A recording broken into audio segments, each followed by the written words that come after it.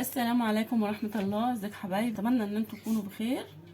النهارده هنعمل مع بعضينا فيديو تفريز البتنجان. بما ان البتنجان موسم السنه دي كتير ورخيص، ليه ما ننتهزش الفرصه ونفرزه؟ ينفع العزومات، ينفع في رمضان باذن الله، يبقى جاهز عندكم في الفريزر.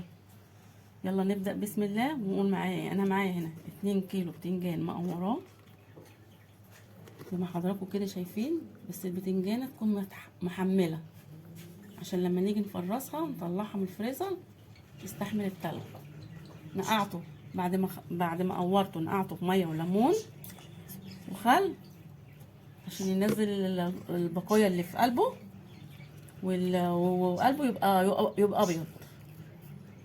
صفيته زي ما حضراتكم كده شايفين بالطريقه اللي انتوا شايفينها كده عشان تنزل الميه. يلا نبدا ونشوف هنفرزه ازاي.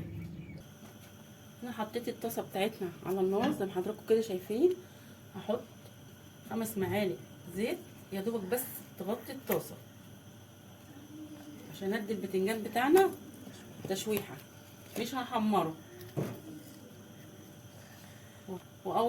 اول ما الزيت بتاعنا يسخن هضيف فيه البتنجان.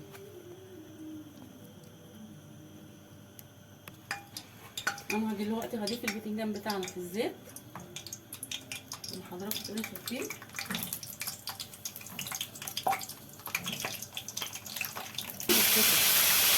نطلع البتنجان اهو زي ما حضراتكم كده شايفين من الزيت.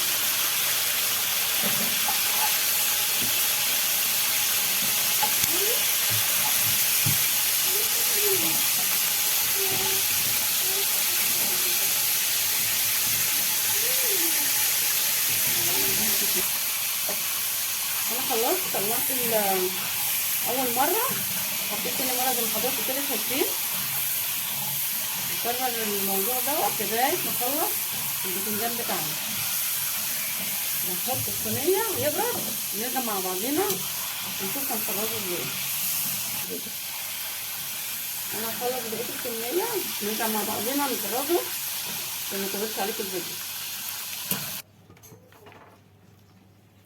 انا خلاص حطيت البتنجان بتاعنا بعد ما برد، حطيته في ورق فويل ولفيته بالاسترتش. لو عندكم انت بردك اكياس ممكن تحطوه في الكياس.